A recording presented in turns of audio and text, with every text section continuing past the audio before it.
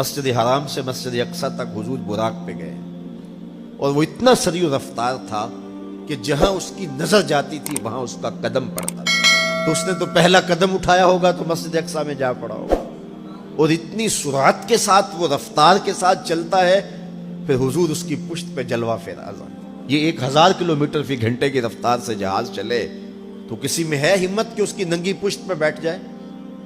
ہوا کی مزاحمت ہی گوارا نہ ہو، پڑخ چڑ جائیں، آگ لگ جائے، اور جو کروڑوں میل فی سیکنڈ کی رفتار سے جا رہا ہے اس کی ننگی پشت پہ بیٹھنے والے شاہ سوار کی عظمت کو سلام کرنے کو جی نہیں چاہ رہا.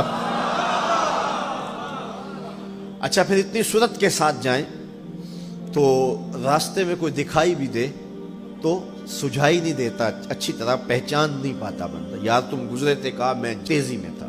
تو تیزی میں جو چیز نظر آئے تو اس کو پوری طرح پہچانا نہیں جاتا. لیکن اب اس رفتار سے جا رہے ہیں، لیکن معرفت کا عالم کیا ہے کہ میں حضرت موسیٰ کی قبر کے قریب سے گزرا، میں نے دیکھا وہ قبر میں کھڑے ہو کے نماز پڑھ رہے. اور حضور ابھی وہاں پہنچتے ہیں مسجد اقصی میں تو حضرت موسیٰ علیہ السلام پہلے وہاں موجود تھے. یا تو یہ ماننا پڑے گا کہ یہاں بھی موجود تھے وہاں بھی موجود تھے، اور یا پھر یہ ماننا پڑے گا کہ وہ پہلے چلے گئے. اور اگر پہلے چلے گئے تو پھر کیا وہ میرے حضور سے پہلے چلے گئے؟ تو جواب آیا کہ نہیں، حضور علیہ السلام تو اپنی رفتار سے جا ہی نہیں رہے تھے. حضور تو جا رہے تھے براق کی رفتار سے، اور حضرت موسیٰ گئے ہیں نبوت کی رفتار سے. براق بہت سریع ہوگا لیکن نبوت سے سریع نہیں ہو سکتا، اس لیے حضرت موسیٰ پہلے پہنچ گئے. یہ ایک مرحلہ مکمل ہوا.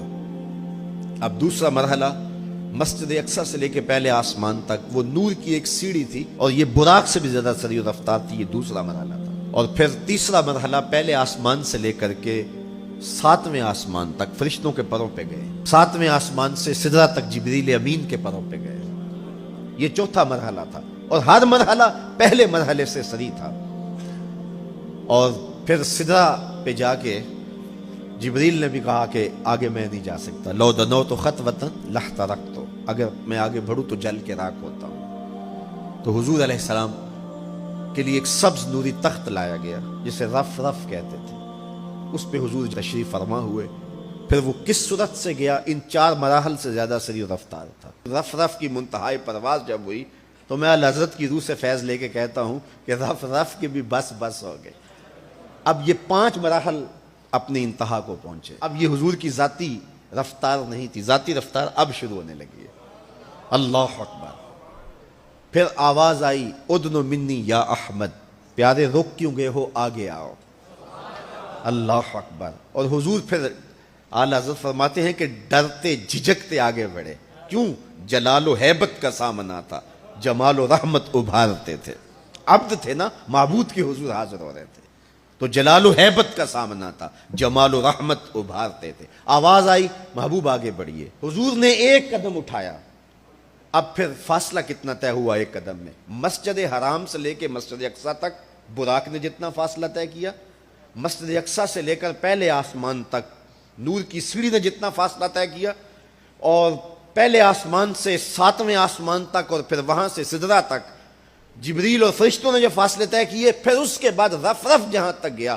ٹوٹل ان 5 مراحل میں جتنے فاصلے طے ہوئے، حضور کے ایک قدم اٹھنے سے اتنے فاصلے طے ہو گئے. اب یہ رفتار تھی میرے حضور کی. پھر ہر قدم میں اتنا فاصلہ طے ہوتا جتنا پیچھے ٹوٹل قدموں سمیت فاصلہ طے ہو چکا ہوتا. اب کوئی حساب کر کے تو دکھائے. اللہ اکبر. اور پھر آواز آتی گئی بڑھ اے محمد، قریب ہو احمد، قریب آ سرور ممجد. نثار جاؤں وہ کیا ندا تھی، وہ کیا سما تھا، وہ کیا مزے تھے. 70,000 مرتبہ آواز آئی اور حضور کے قدم اٹھتے گئے. پھر کہاں تک پہنچے؟ کوئی حد ہے ان کے عروج کی، بالا غل اولابے. اور اس کو میرے رب نے سفر نہیں کہا یہ ابھی میرے نبی کی سیر ہے. کیا سمجھو گے میرے رسول کو؟ اس کی سیر اتنی سریع ہے کہ تمہاری عقلیں تھک گئی ہیں، اور اگر وہ سفر کرنے پہ آئے تو پھر عالم کیا ہوگا. سی راز میراج محبتاں دا نہیں سی کسے دی سمجھ وچ آن والا. سدیا طالب تے گیا مطلوب ہوتے. جبرائیل سی صد لے جان والا. بازے آخ دے بن دروازیاں تو کیویں پہنچیا عرش تے جان والا. ابر عقل نو ایتھے دخل کیے جانے جان والا یا لے جان والا. یہ میرے رب کا دعویٰ ہے. اپنے محبوب کو سیر میں نے کروائی. اچھا سیر کروائی کیوں؟ تو کہا کہ میں اپنے عجائب قدرت کی نشانیاں اپنے عبد خاص کو، عبد منیب کو، عبد مختار کو، عبد مکرم کو دکھانا چاہتا ہوں.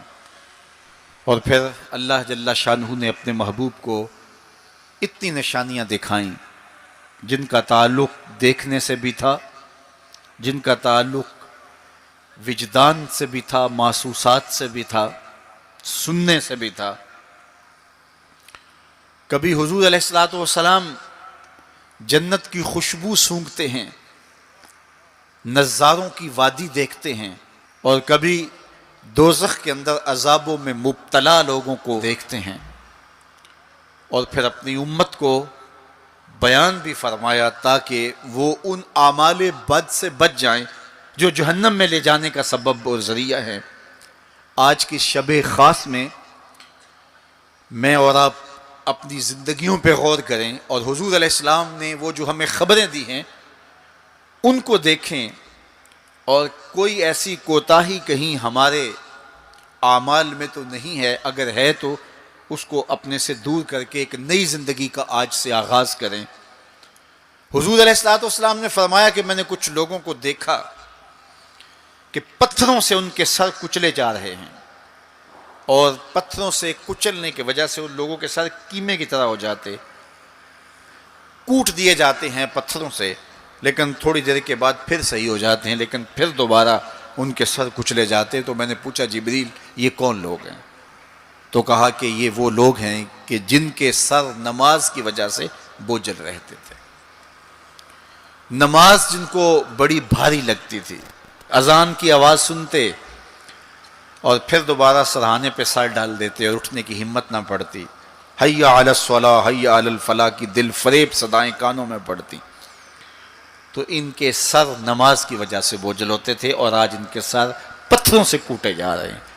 اس پورے اجتماع میں جو اس گراؤنڈ کے کناروں تک ہے اور باہر گلی میں بھی اس لاؤڈ سپیکر کے ذریعے سے، بازار میں بھی، سڑک پر بھی آوازیں پہنچ رہی ہوں گی، تو آپ سب اور میں غور کریں کہ ہماری زندگی میں کہیں نماز سے کوتاہی تو نہیں ہے. اور یہ بھی سن لیجئے کہ یہ معراج کا تحفہ خاص ہے جو حضور لے کر آئے ہیں.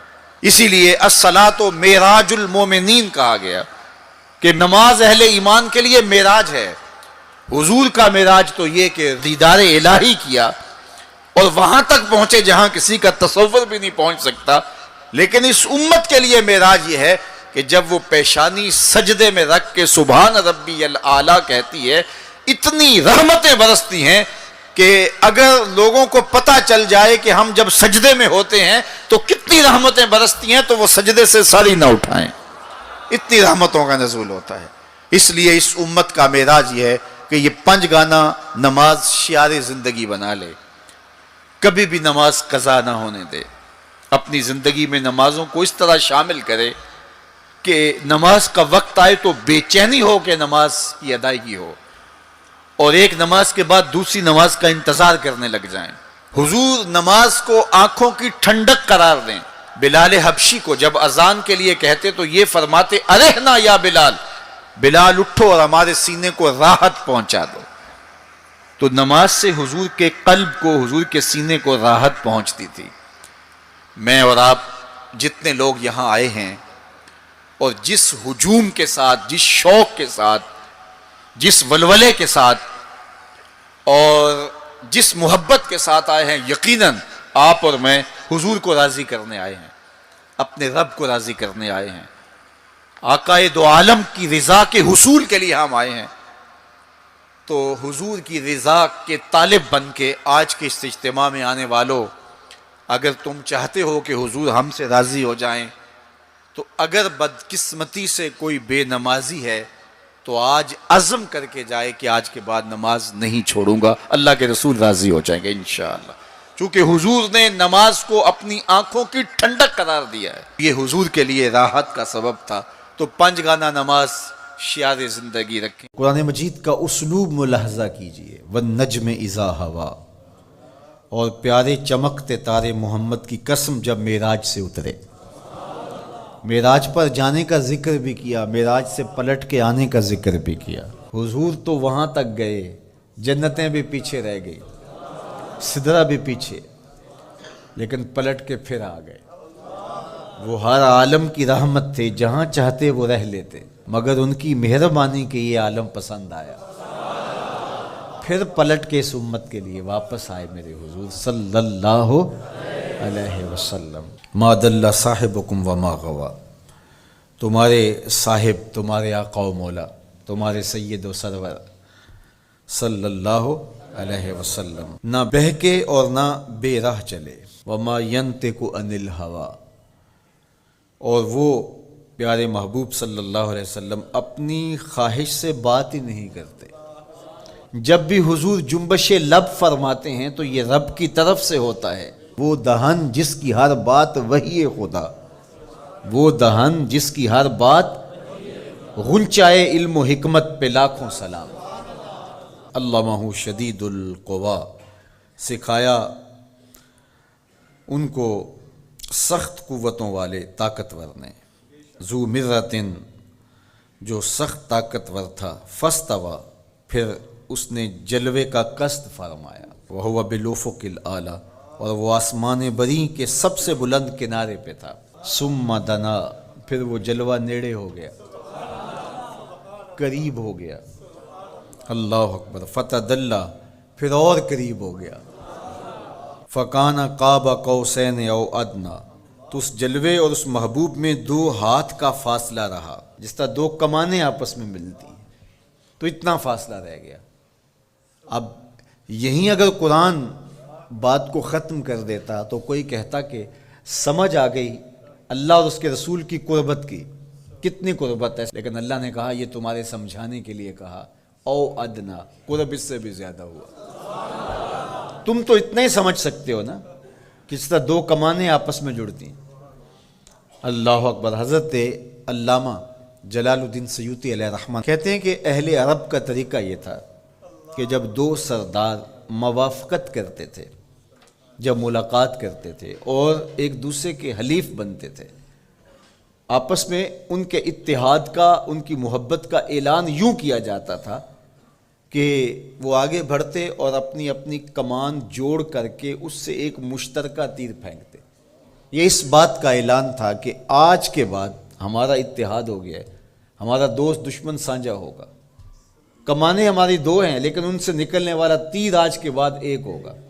یہ اس بات کا اعلان ہے کہ ان کا دشمن ہمارا دشمن ہوگا، ہمارا دشمن ان کا دشمن ہوگا۔ خبردار کسی نے میلی آنکھ سے بھی دیکھا، مت سمجھنا کہ یہ قبیلہ اور ہے اور یہ قبیلہ اور ہے، اگرچہ الگ الگ قبیلے ہیں لیکن ہماری موافقت، ہماری موانست، ہماری محبت، ہماری وحدت، ہماری یگانگت، ہمارا پیار، ہماری سلو، ہم ایسے حلیف بن گئے ہیں، کمانیں 2 ہیں، نکلنے والا تیر ایک ہوگا۔ کہا اللہ اور اس کے رسول کی قربت کتنی ہوئی اہل عرب، تم اپنے رواج سے سمجھ لو، جس طرح تم کمانیں جوڑتے ہو ہم نے بھی کمانیں جوڑ لی ہیں، ہم نے بھی کمانیں جوڑ لی، الوہیت کی کمان اور رسالت کی کمان، الوہیت کی کمان اور عبدیت کی کمان۔ اللہ اکبر۔ یہ 2 الگ الگ کمانیں ایک نہیں ہوئی، یہ فاصلہ نہیں مٹا، عبد اور معبود کا فاصلہ ختم نہیں ہوا، کمانیں 2 ہیں، لیکن کہا سن لو ان سے نکلنے والا تیر اب ایک ہی ہوگا۔ اب قرآن پڑھ لیجئے، وَمَا رَمَيْتَ اِذْ رَمَيْتَ وَلَٰكِنَّ اللَّهَ رَمَىٰ۔ اللہ کہتا محبوب یہ جو کنکر تو نے پھینکے ہیں، یہ تو نے تو نہیں پھینکے، یہ تو میں نے پھینکے ہیں، اس لیے کہ کمانیں 2 ہیں لیکن نکلنے والا تیر ایک ہی ہوگا۔ ہم یہ نہیں کہتے کہ اللہ اور اس کے رسول کی ذات ایک ہے، اگر یہ کہیں گے تو مشرک ہوں گے، ہم یہ نہیں کہتے، کہنا نہیں چاہیے، ہے بھی نہیں، ہم کہتے ہیں ذات ایک نہیں، بات ایک ہے۔